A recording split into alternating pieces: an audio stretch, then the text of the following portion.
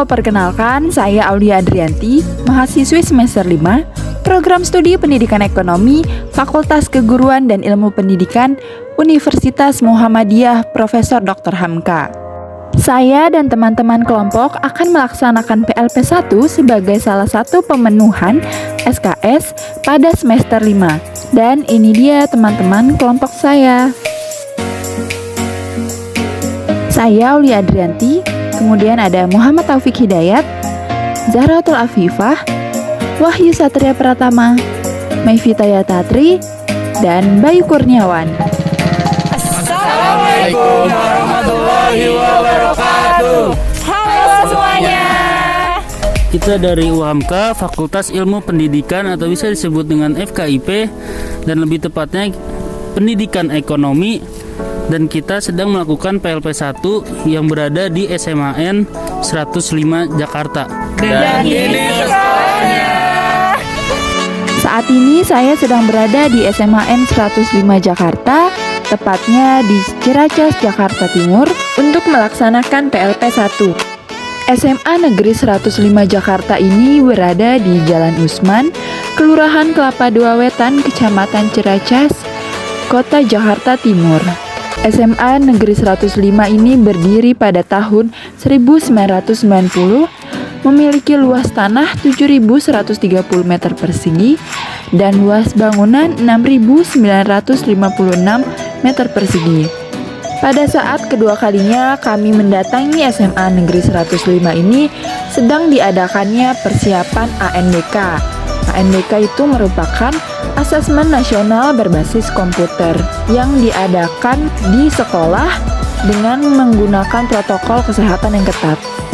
SMA Negeri 105 Jakarta ini memiliki akreditasi A+ dan terdapat 21 kelas dengan 778 siswa dan 57 orang guru. Memiliki 3 tingkatan dengan masing-masing per tingkatnya memiliki 7 kelas dan memiliki 2 jurusan yaitu MIPA dan IPS. Fasilitas yang berada di SMA Negeri 105 ini tergolong lengkap. Mungkin cukup segitu info singkat tentang SMA 105 Jakarta.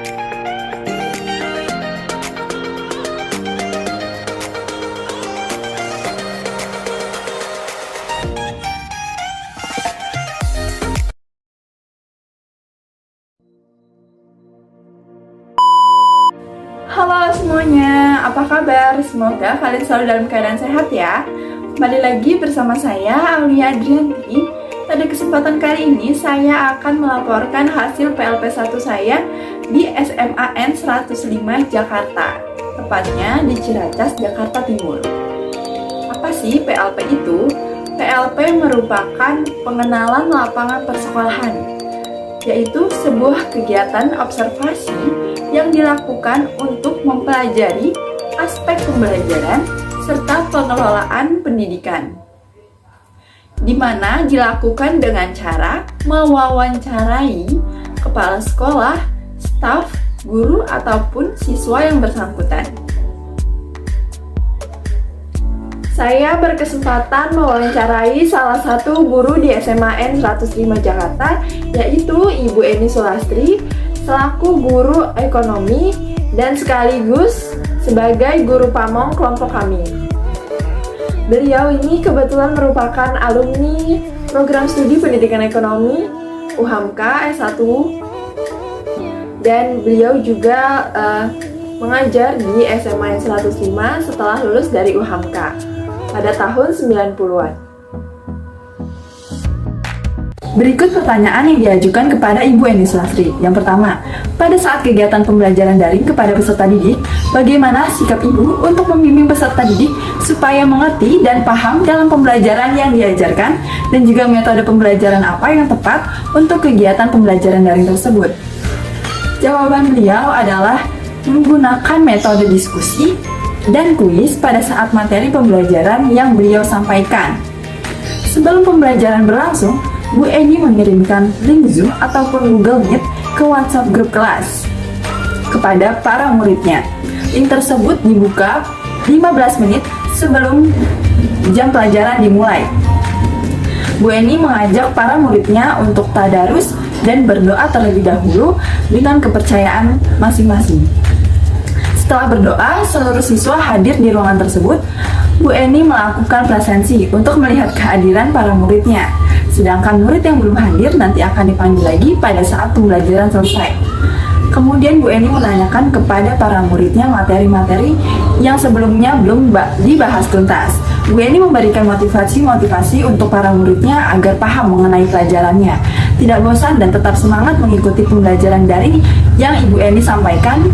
Juga beliau memberikan selingan ceramah bagi para muridnya. Setelah itu membahas materi pembelajaran untuk para murid dan memberikan metode pembelajaran yang asik. Dan pada akhir materi, Bu Eni meminta kepada muridnya untuk memberikan kesimpulan pembelajaran yang beliau sampaikan pada saat itu. Pertanyaan kedua, kendala apa yang ditemukan selama pembelajaran daring saat ini? Jawaban beliau adalah kendala yang ditemukan itu masalah kuota pada saat pelaksanaan pembelajaran berlangsung. Jadi ada beberapa murid yang keberatan dalam pembelian kuota. Tetapi pada saat permasalahan tersebut sudah diatasi oleh pemerintah yang memberikan kuota gratis bagi para pelajar di Indonesia. Dan juga Bu Eni selama pembelajaran daring berlangsung, beliau menemukan kendala jaringan peserta didik. Banyak dari peserta didik yang memberikan alasan-alasan yang menghambat pembelajaran, seperti contohnya telat masuk ruangan Zoom dengan alasan bangun kesiangan. Kemudian pertanyaan ketiga, mengenai bagaimana proses penilaian yang dilakukan oleh Ibu sebagai seorang guru dalam pembelajaran daring. Penilaian yang dilakukan dibedakan dalam 3 jenis, yaitu penilaian pengetahuan berupa tes tertulis, tes lisan, dan tes penugasan yang diberikan oleh Bu Eni kepada para muridnya. Juga ada penilaian sikap untuk para muridnya. Semisalkan sikap muridnya mendapatkan sikap C, tetapi penilaian pengetahuannya sangat bagus sehingga dinyatakan tidak lulus. Karena menurut Bu Eni, para pelajar di SMAN 105 tidak hanya meningkatkan penilaian pengetahuan saja untuk para siswanya, tetapi juga harus meningkatkan sikap sopan santun bagi para siswa-siswi. Para pelajar di SMAN 105 harus bisa mendapatkan sikap minimal B. Selanjutnya ada nilai keterampilan, yaitu mengukur kemampuan peserta didik dalam menerapkan pengetahuan dalam melakukan tugas yang diberikan oleh Ibu Eni sebagai memberikan latihan tugas di Google Classroom. Jadi peserta didik mengerjakan tugas tersebut dan dinyatakan tepat waktu atau telat akan diberikan nilai berbeda dengan yang tepat waktu. Bu Eni juga memberikan kemudahan dalam penilaian tugas kepada muridnya. Pertanyaan berikutnya, motivasi apa saja yang diberikan guru kepada para peserta didik selama pembelajaran daring saat ini? Jawaban beliau adalah motivasi yang diberikan kepada peserta didik itu banyak dilakukan, terutama pada peserta didik yang mengabaikan atau tidak masuk pada saat PJJ berlangsung. Akhirnya Bu Eni mengkoordinasi ke guru BK dan wali kelas untuk mengetahui sebab kenapa siswa tersebut tidak masuk dan memberikan motivasi kepada siswa tersebut. Bu Eni mengetahui bahwa banyak dari para peserta didik yang tidak mempunyai handphone dan masih kesulitan dalam pembelajaran daring tersebut. Sehingga para pihak dari SMAN 105 membantu meminjamkan handphone kepada para peserta didik, membantu memudahkan peserta didik melakukan pembelajaran daring. Tidak hanya itu, peserta didik yang tidak mampu juga mendapatkan beasiswa biasanya seperti Kartu Jakarta Pintar atau KJP untuk membantu membeli peralatan sekolah dengan uang kartu tersebut. Dan juga Bu Eni memberikan kemudahan kepada para peserta didik dalam pengumpulan tugas dan pemberian tugas kepada para peserta didik untuk datang ke sekolahan, khususnya bagi peserta didik yang tidak mempunyai handphone dan hanya mempunyai ponsel yang bukan Android, sehingga hanya bisa SMS. Bu Eni mengerti kondisi pembelajaran daring. Motivasi itu yang mendukung para peserta didik untuk tetap semangat berusaha dalam menjalankan pembelajaran pada saat pandemi seperti ini. Itu dia hasil wawancara saya bersama Ibu Eni selaku guru pamong kelompok kami dan sekaligus guru ekonomi di SMAN 105 Jakarta. Kami juga diberikan kesempatan oleh beliau untuk mengikuti kelas pembelajarannya pada tanggal 30 September hari Kamis pukul 10.15 pada kelas 10 IPS. Kami mengamati cara pembelajaran beliau. Bagaimana cara ia mengajar, dan bagaimana murid-murid tersebut merespon. Pembelajaran dilakukan cukup interaktif. Beliau melakukan sesi tanya jawab sambil diiringi dengan penjelasan materi. Di hari berikutnya, saya berkesempatan mewawancarai Bapak Kepala SMAN 105 Jakarta, Bapak Rahmat Abdus Syukur. Berikut beberapa pertanyaan yang telah kami ajukan untuk wawancara Bapak Kepala SMAN 105 Jakarta. Pertanyaan pertama terkait karakteristik peserta didik yang ada di SMAN 105. Jawabannya, selama pembelajaran daring, yang menjadi guru di rumah adalah orang tuanya. Karakter itu dibangun dari lingkungan rumah. Tugas kita, guru, hanya mengawasi. Setiap siswa itu memiliki karakter masing-masing. Dari 778 siswa SMAN 105, ada berbagai macam karakter yang ada. Dan tugas sekolah serta guru adalah memperbaiki karakter yang tadinya kurang menjadi lebih bagus. Contohnya seperti murid yang suka marah-marah agar menjadi lebih sabar, dan juga murid yang suka bermalas-malasan agar menjadi lebih giat, serta murid yang karakternya sudah baik agar dipertahankan ataupun diperbagus lagi. Disitulah kemuliaan seorang guru mampu merubah karakter muridnya agar menjadi lebih baik. Guru harus selalu menasihati siswanya dan memberikan contoh-contoh positif kepada para siswa agar siswa dapat membawa pengaruh positif ke lingkungan sekitarnya. Karakter umum dari SMAN 105 adalah masih mau mengenal dan menuruti perkataan orang lain. Murid di SMAN 105 selalu memberikan kabar kepada guru sebelum melaksanakan kegiatan ataupun selalu bertanya kepada gurunya untuk memastikan akan suatu hal. Pertanyaan yang kedua, yaitu mengenai struktur organisasi dan tata kerja sekolah. Bagaimana proses pembentukan organisasi dan apakah ada kendala dalam pembentukannya? Jawabannya, pimpinan tertinggi itu adalah di kepala sekolah. Kemudian dengan komunitas sekolah itu kita mitra yang sesuatu memang seharusnya menjadi tim. Kepala sekolah, lalu ada kasubag tata usaha, kemudian waka kurikulum, waka kesiswaan, waka satgas humas, di bawahnya ada staf-staf dan pembina OSIS serta dewan guru dan para peserta didik. Di sekolah ini ada 21 dan 3 tingkatan, ada 7 kelas setiap tingkatan. Untuk pemilihan kepala sekolah itu tingkat dinas, dan wakil kepala sekolah itu tergantung sekolahnya. Ada yang sistem pemilihan dan ada yang ditunjuk langsung. Kalau di sekolah ini sistemnya pemilihan, kita mengikuti budaya sekolah ini. Semua dikelola dan diatur disusun sebaik mungkin sesuai tugasnya masing-masing. Lalu pertanyaan berikutnya, bagaimana penerapan peraturan dan tata tertib di SMAN 105 Jakarta selama pandemi COVID-19 ini? Jawabannya, peraturan penerapan dan tata tertib di SMAN 105 ini cukup ketat.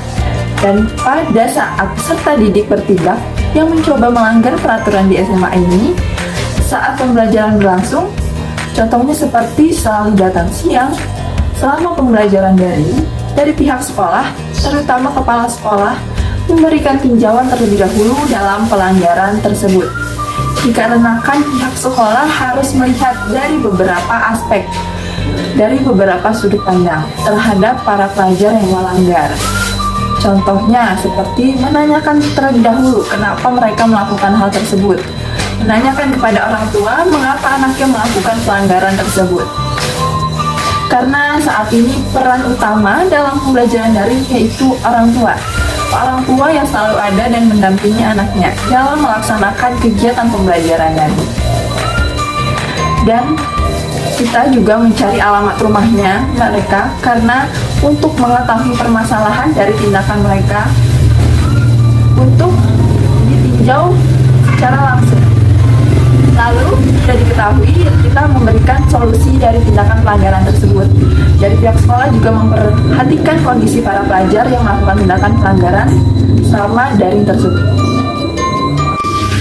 Pertanyaan berikutnya mengenai bagaimana cara sekolah melakukan kegiatan seremonial di masa pandemi. Jawabannya, SMAN 105 Jakarta melakukan kegiatan seremonial secara virtual melalui video conference. Baik seperti kegiatan memperingati kemerdekaan Republik Indonesia ataupun kegiatan ulang tahun sekolah. dan hari-hari besar lainnya. Kemudian kegiatan seremonial yang biasa dilakukan rutin setiap hari Senin ditiadakan, namun digantikan dengan menyanyikan lagu wajib Indonesia Raya di setiap pagi sebelum memulai kegiatan pembelajaran. Lalu untuk kegiatan apapun juga dilakukan secara virtual. Pertanyaan berikutnya, bagaimana kegiatan rutin berupa kurikuler, kokurikuler, dan ekstrakurikuler selama daring di SMAN 105 ini? Jawabannya, kegiatan itu hampir semua dilakukan secara virtual. Namun ada juga yang tidak dilakukan secara virtual. Contohnya seperti ekstrakurikuler olahraga, basket, futsal, dan lainnya. Terkadang itu juga melalui virtual, seperti melewat video penjelasan. Lalu SMA 105 ini juga mengadakan kunjungan ke museum, namun pada keadaan pandemi seperti ini hanya dilakukan melalui Zoom ataupun Google Meet. Contohnya, dari pihak kedinasan memberikan link berupa kunjungan ke museum dan hanya menggunakan Zoom. Walaupun hanya berupa daring, siswa dan siswi sangat antusias untuk mengikuti kegiatan ini. Banyak kegiatan yang harus dilakukan secara offline, tetapi SMAN 105 ini bisa dilakukan secara daring dan tetap terlaksana dengan sukses. Kegiatan seperti tari atau jari juga diadakan secara virtual, namun ketika ada lomba, tetap pelatihan offline di sekolah. Pertanyaan berikutnya, apa saja praktik-praktik pembiasaan dan kebiasaan positif di sekolah? Jawabannya, pembiasaan dan kebiasaan positif yang dilakukan para guru di SMAN 105 kepada para siswanya contohnya seperti pembiasaan dalam melakukan tadarus dan doa pada setiap pagi sebelum pembelajaran dimulai. Setiap guru juga mempunyai karakter yang berbeda-beda dalam memberikan praktik kegiatan positif pada para siswanya. Dalam pembelajaran online, kegiatan tadarus dan doa dibiasakan sebelum pembelajaran. Ketika hal tersebut dilakukan setiap hari, maka sudah menjadi kebiasaan positif atau budaya yang selalu diterapkan di SMAN 105 Jakarta ini. Ya, hasil wawancara saya bersama Bapak Kepala SMAN 105 Jakarta. Saya ucapkan terima kasih telah menonton video ini hingga selesai. Mohon maaf bila terdapat kesalahan kata ataupun kalimat yang sulit dipahami. Semoga dapat bertemu di lain kesempatan. Wassalamualaikum warahmatullahi wabarakatuh.